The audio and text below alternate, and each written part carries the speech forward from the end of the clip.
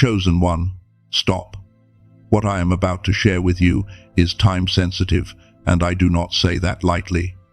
I do not believe in creating fear, but I do believe in telling the truth when it matters, and right now, it matters.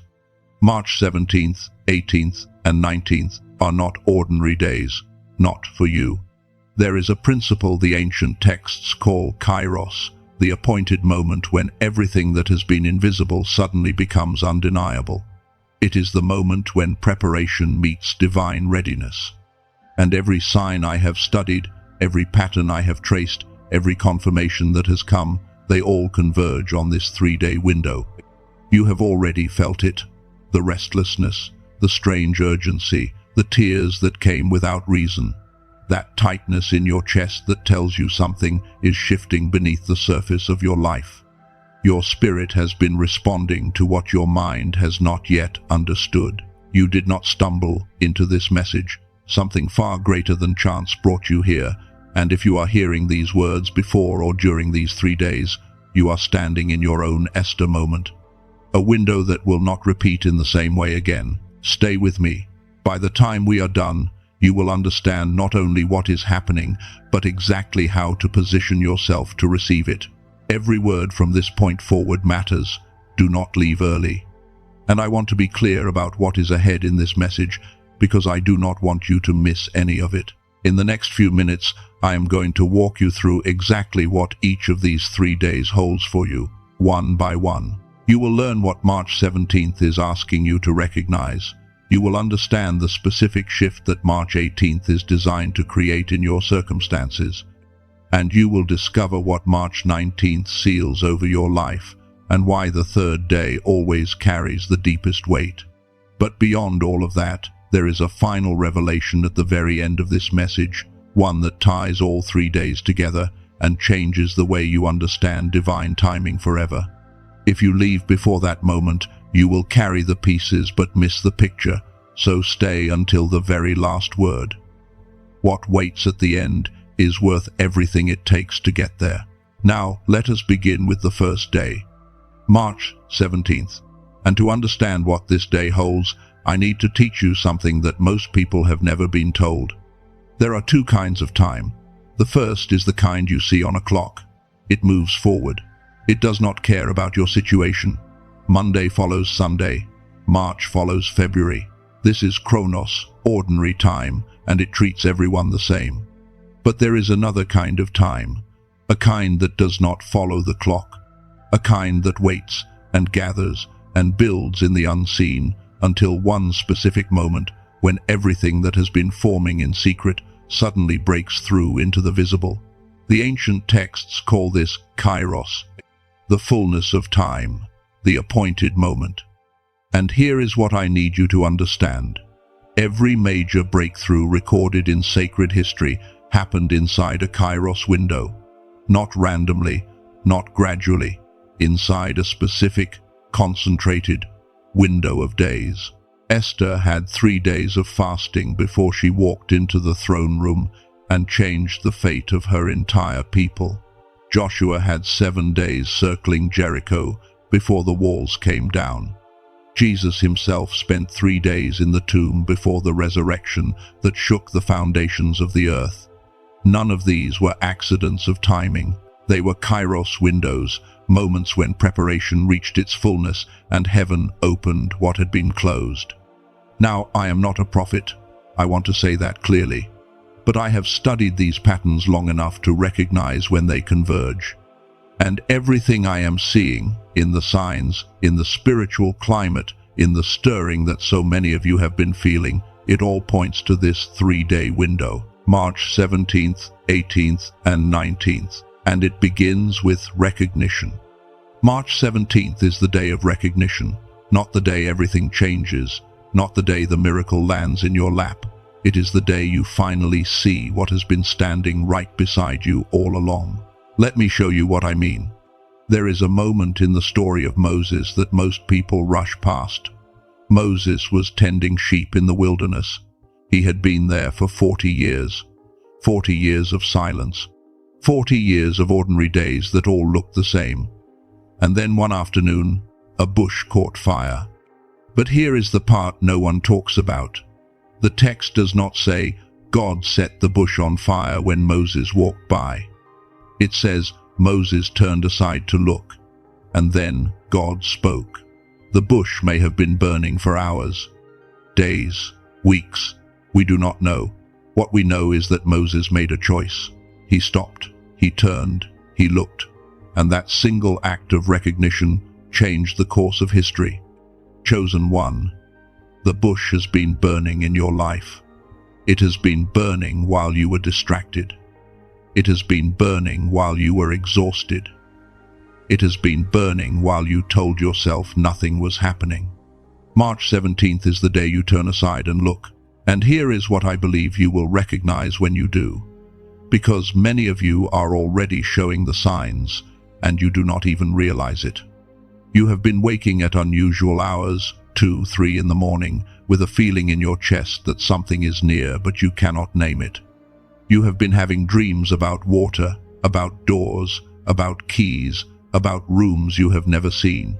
You have felt a sudden and unexplainable urge to forgive someone you thought you were done thinking about. Strangers have been saying things to you that land too close to be coincidence, words that echo exactly what you have been praying in private. You have lost interest in things that used to satisfy you, not because you are depressed, but because something inside you has already moved on to a frequency those things cannot reach. And there has been a pull towards stillness, towards silence, towards solitude, that your old self would have resisted but your spirit now craves. These are not random occurrences. These are recognition signs. Your spirit has already entered the Kairos window. Your body knows. Your dreams know. The only thing that has not caught up is your conscious mind. And now it has, because you are here, and you are listening. And on March 17th, when you wake up, I want you to carry one thought with you through the entire day. The bush is burning. Today, I turn aside and look. Now, if this were all I had to share with you, if all you walked away with was the understanding that March 17th is a day to open your eyes and recognize what has already been present, that alone would be enough to shift the way you experience tomorrow. But chosen one, recognition, is only the first layer. What happens on the 18th is where the ground itself begins to move. March 18th is the day of displacement. And I need to explain what I mean by that. Because this is a concept that most people have never heard. And once you understand it, you will never look at your circumstances the same way. You have been trying to move yourself for months, maybe years, trying to push the door, trying to create the opportunity, trying to force the relationship, the breakthrough, the shift. And it has not worked. Not because you are doing something wrong, but because what is about to happen is not something you can engineer. It is something only God can rearrange. Divine displacement is when God moves the pieces around you, not when you move yourself into position, but when the position moves to you. The circumstances shift, the context changes, and suddenly what was impossible yesterday becomes inevitable today. Let me show you this in a life you already know. Joseph, sold by his brothers at 17, enslaved, falsely accused, imprisoned for 13 years. Nothing in his external world reflected what God had shown him in those dreams. 13 years of silence that looked exactly like abandonment. And then, in a single day, everything displaced. One morning he was in a prison cell. By that evening he was standing in the palace, wearing the ring of the second most powerful man in Egypt. Joseph did not promote himself. Joseph did not network his way out. The entire context of his life shifted around him in 24 hours. That is divine displacement. And that is what March 18th carries. You have been pushing, you have been striving, and what I am telling you is this. On March 18th, your assignment is not to push harder. Your assignment is to open your hands and let God rearrange what only God can rearrange. And there is something I want you to do. Not with your body, but with your spirit. Wherever you are right now, whether you are lying in bed or sitting in your car or walking through your house, I want you to take one slow breath, just one. And as you breathe in, I want you to think of one area of your life where you have been gripping, controlling, trying to force an outcome. See it clearly. Hold it in your mind. And as you breathe out, silently say these words: I release my grip. I trust the displacement. One more time. Breathe in. See the area of control. Breathe out. I release my grip. I trust the displacement. That is your practice for March 18th. Not a to-do list, not a strategy session, a posture of open hands.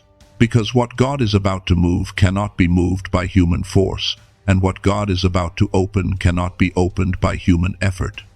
But I need to warn you about two things that will try to steal this from you. The first is doubt. Doubt will whisper to you on the morning of March 18th and say, nothing is going to change. This is just another day. You have heard promises before. And I want you to know, I understand why that voice exists. It is not your enemy. It is your survival system trying to protect you from disappointment. But survival mode and receiving mode cannot exist in the same body at the same time. On March 18th, you must choose which one you will operate from. The second is impatience. Impatience will tell you to force it, to make the call, to send the message, to create the opportunity yourself. And sometimes action is right. But in a Kairos window, the action is not yours to take. The action belongs to the one who moves the pieces. Your role is to remain in position and trust that what is being displaced for your good. Doubt and impatience. These are not moral failures, they are human. But on March 18th, they are the two thieves that will try to rob you of what has been prepared. Now, chosen one, before I take you into what March 19th holds, and believe me when I tell you that the third day is where everything converges, I want to pause for one moment. This space, where you and I meet, where these teachings reach you at the exact moment you need them, it exists because this community keeps it alive. Every message, every word, every hour spent preparing what you are hearing right now, it continues because chosen ones like you choose to keep it going. If this message has stirred something in you and your spirit moves you to act, there is a link in the description below where you can plant a seed to keep these teachings reaching the ones who have not found them yet. Think of it not as a donation but as a spiritual offering, sowing into the field that fed you tonight, so that the next chosen one, the one who is searching in the dark right now, will find this message at their own appointed moment. No obligation, only if you are called. Now, March 19th, the third day, and chosen one, if you know anything about sacred history, you know this. The third day is always where God finishes what he started. There is a pattern hidden in the pages of sacred history, and once you see it, you will never unsee it. The third day is always the day of confirmation.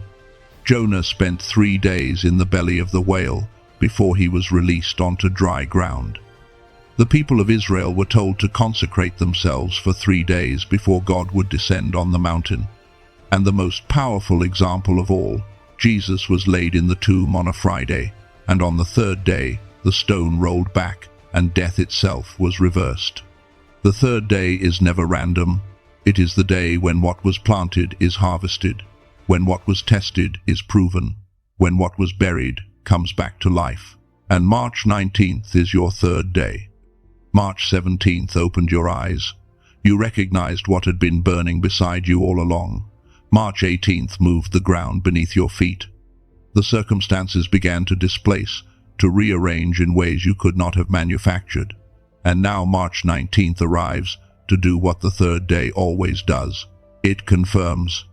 Whatever God recognized in you on the 17th, and whatever God displaced for you on the 18th, the 19th, is the day heaven places a seal over it and says, "It is done. This one is mine. This assignment is confirmed. This door will not close." Now, I want to take you deeper into this, because there is a woman in the ancient texts whose story mirrors yours so precisely that I need you to hear it carefully. Esther was a young woman living in obscurity. She did not ask for the throne. She did not campaign for it.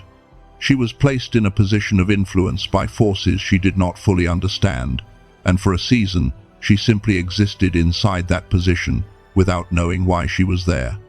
And then the crisis came. Her people faced destruction, and a message reached her that said, "Perhaps you were placed here for such a time as this." Esther called for a fast, 3 days, and on the third day she did something extraordinary. She put on her royal robes, not because she felt royal, not because the fear had left, not because she had a guarantee it would work. She put on the robes because it was the third day, and the third day is the day you stop waiting to feel ready and start walking in what is already true. Chosen one, on March 19th, you may not feel ready. The doubt may still be whispering. The old story may still be playing in the back of your mind. But March 19th is not asking you to feel ready. It is asking you to put on the robes. What does that mean in your real life? It means you stop apologizing for your calling. It means you stop shrinking to make others comfortable. It means you speak about your future as someone who has already been confirmed, not someone still begging for permission. And because I want this to be practical, not just poetic, let me give you something you can carry with you. When confirmation begins to show up on March 19th, and it may show up as a conversation, a door, a sudden clarity, a decision that finally feels clear, I want you to run it through 3 filters before you act. The first filter is alignment. Ask yourself, does this align with my deepest values, not just my desires? Because desire can be loud, but alignment is quiet. If it matches who you are at your core, pay attention. The second filter is peace. Not excitement, peace. Excitement fades in hours. Peace stays. If the confirmation carries a steadiness in your chest, a knowing that settles rather than spikes, that is a genuine marker. And the third filter is multiplied witness. Real confirmation rarely comes from one source alone. Look for the echo. The same message arriving from 2 different directions, a friend saying what you just prayed, a scripture landing on the exact verse you needed, a stranger speaking the word your spirit was waiting for. When confirmation is real, it comes in surround sound. Alignment, peace, multiplied witness. These are your 3 filters for March 19th. Now, chosen one, if I ended this message here, if all you carried away was the teaching of the 3 days and the tools to navigate each one, your life would already begin to shift. I believe that with everything in me. But there is one more truth, the deepest one, the one I have been building towards since the very beginning, and it is the truth that ties all 3 days together and reveals what this prophetic window is really about.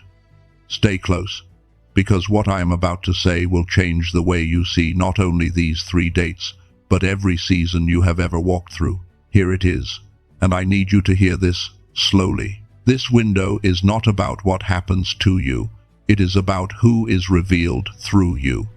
March 17th, 18th, and 19th are not a delivery schedule for blessings, they are a mirror for identity. Think about it.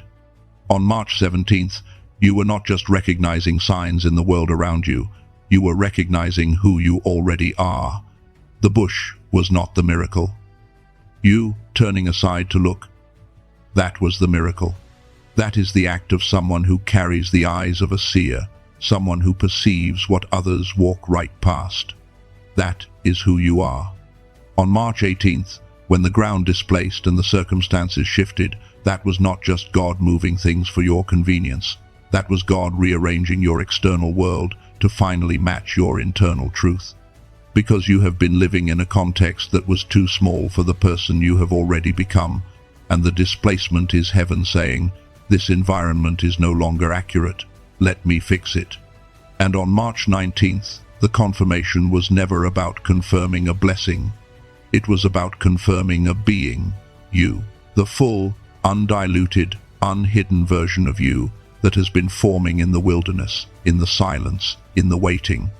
The cost of ignoring this prophetic window is not losing a miracle. It is spending another season not knowing who you are. And I need to tell you who you are, because your spirit needs to hear it spoken out loud. You are a seer. You perceive things that others cannot. You feel the room before anyone speaks. You sense the shift before it arrives. That is not anxiety. That is not overthinking. That is your gift, and the world needs what you see. You are a spiritual warrior. You have held your ground when everyone around you folded. You have carried weight that should have crushed you, and you are still here. That is not stubbornness. That is divine design. You were built to stand where others fall. You are a pioneer. You go first into territory no one has mapped.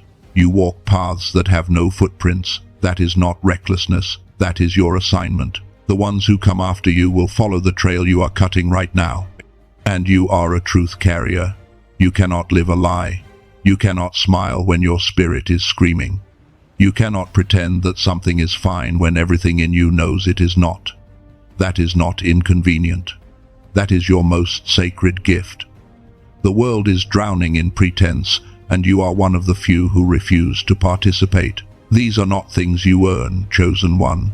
These are things you claim. And this 3-day window, March 17th, 18th, 19th, is the moment you stop waiting for permission and start walking in the fullness of who you have always been. I want you to picture something. You have been driving with a GPS that kept recalculating. Every time you thought you were close, it rerouted. Every time you thought you understood the path, the screen changed.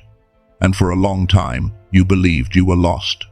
You believed the recalculations meant you had taken a wrong turn somewhere and you could not find your way back. But here is the truth. The GPS was never broken, and you were never lost. The destination was always the same. The recalculations were not corrections, they were preparations. And this 3-day window is the moment the screen clears, the route locks in, and you finally see where it has been leading all along. It was leading to you. The fullest, truest, most aligned version of you. You are not behind. You are not forgotten. You are not disqualified by the years that felt wasted or the doors that closed in your face. What has been forming inside you during every silent season is about to be revealed through you in every season that follows. And these 3 days, this window, is when you stop waiting to become and start being. So let me leave you with this. 3 days, 3 postures. On March 17th, your posture is stillness. Stop, turn aside. Look at what has been burning beside you. Do not rush, do not analyze, just see. On March 18th, your posture is surrender. Open your hands, release the areas you have been gripping. Let God displace what needs to move. Your job is not to push. Your job is to remain. On March 19th, your posture is declaration. Put on the robes, speak who you are, not who you were, not who others told you to be. Who you are right now, fully, out loud, without apology. And after the window closes, remember this. Not everything planted in these 3 days will bloom by the end of the week. Some seeds take weeks, some take months. But the planting happens now.